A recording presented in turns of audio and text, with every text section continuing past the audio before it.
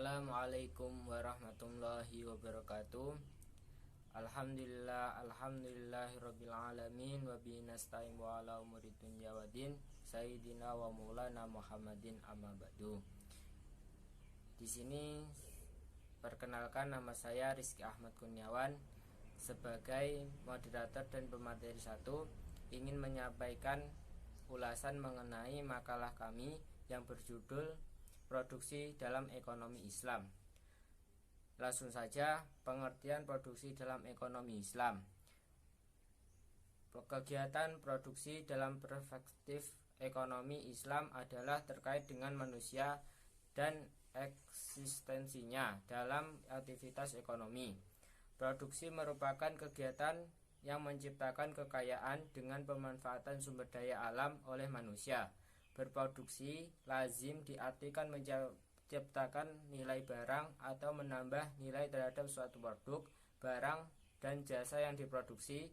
Itu harus hanya yang diperbolehkan dan menguntungkan, yakni halal dan baik menurut Islam. Sekian dari saya. Materi selanjutnya dilanjutkan oleh teman saya. Selanjutnya, mengenai konsep produksi dalam ekonomi Islam. 1. Tidak hanya berorientasi untuk memperoleh keuntungan yang sebanyak-banyaknya di dunia, tapi juga berorientasi untuk kebahagiaan di akhirat. 2. Memiliki tujuan utama untuk kemaslahatan individu dan masyarakat secara berimbang. 3. Memiliki keyakinan adanya Allah SWT, sehingga peran dan kepemilikan dalam ekonomi dipegang oleh Allah SWT. Syarat-syarat produksi dalam ekonomi Islam. 1. Dibenarkan dalam syariat Islam yang sejalan dengan Al-Quran, hadis Nabi, ijma' dan qiyas. 2. Tidak mengandung unsur mudorot bagi orang lain. 3. Bermanfaat bagi kehidupan di dunia dan akhirat. Selanjutnya, mengenai tujuan produksi dalam perspektif fikih ekonomi Islam. 1. Merealisasikan keuntungan seoptimal mungkin. Ini berarti ketika berproduksi bukan sekedar berproduksi rutin atau asal produksi, melainkan harus benar-benar memperhatikan realisasi keuntungan. Yang kedua, merealisasikan kecukupan individu dan keluarga. Bagi seorang muslim, wajib melakukan aktivitas yang dapat merealisasikan kecukupannya dan kecukupan orang yang menjadi kewajiban nafkahnya. Yang ketiga, tidak mengandalkan orang lain. Menurut Khalifah Umar, sebagaimana yang diajarkan dalam Islam, tidak membenarkan atau membolehkan seseorang yang mampu bekerja untuk menengadahkan tangannya kepada orang lain dengan meminta-minta dan menyerukan kaum muslimin untuk bersandar kepada diri mereka sendiri. Yang keempat, melindungi harta dan mengembangkannya. Harta memiliki peranan besar dalam Islam, sebab dengan harta, dunia dan agama dapat ditegakkan. Tanpa harta, seseorang bisa saja tidak istiqomah dalam agamanya, serta tidak tenang dalam kehidupannya. Harta sangat banyak dibutuhkan untuk penegakan berbagai masalah dunia dan agama. Yang kelima, mengeksplorasi sumber-sumber ekonomi dan mempersiapkannya untuk dimanfaatkan. Allah telah mempersiapkan bagi manusia di dunia banyak sumber ekonomi. Namun, pada umumnya, untuk dapat dimanfaatkan harus dilakukan eksplorasi dalam bentuk kegiatan produksi, sehingga dapat memenuhi kebutuhan manusia. 6. Pembebasan dari belenggu ketergantungan ekonomi. Produksi merupakan sarana terpenting dalam merealisasikan kemandirian ekonomi. Bangsa yang berproduksi kebutuhan-kebutuhannya ialah bangsa mandiri dan terbebas dari belenggu ketergantungan ekonomi bangsa lain. 7. Takarub kepada Allah. Seorang produsen muslim akan meraih pahala dari sisi Allah.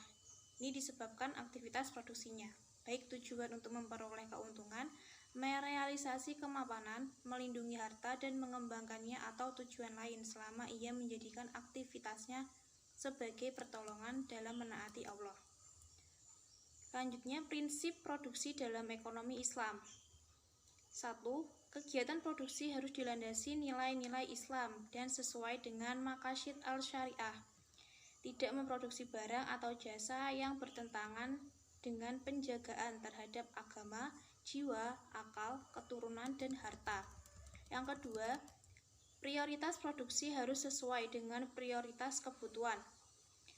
Prioritas kebutuhan itu ada 3. Yang pertama, kebutuhan dururiyat atau kebutuhan primer, yaitu kebutuhan yang harus ada dan terpenuhi. Terus ada juga kebutuhan hajiyat atau kebutuhan sekunder, kebutuhan yang diperlukan manusia. Namun, jika tidak terpenuhinya kebutuhan tersebut, tidak akan sampai mengancam eksistensi kehidupan manusia menjadi rusak. Terus kebutuhan yang terakhir, kebutuhan tahsiniyat atau kebutuhan tersier, kebutuhan manusia yang mendukung kemudahan dan kenyamanan hidup manusia. Baik, lanjut. Yang ketiga, kegiatan produksi harus memperhatikan aspek keadilan sosial, zakat, sedekah, infak. Yang keempat, mengelola SDA, sumber daya alam secara optimal, tidak boros, tidak berlebihan, serta tidak merusak lingkungan. 5. Distribusi keuntungan yang adil antara pemilik dan pengelola manajemen dan buruh.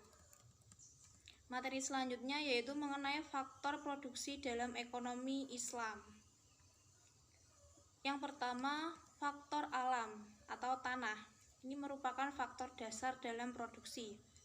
Alam itu meliputi bumi dan segala isinya, baik yang ada di atas permukaan bumi maupun yang terkandung di dalam bumi itu sendiri.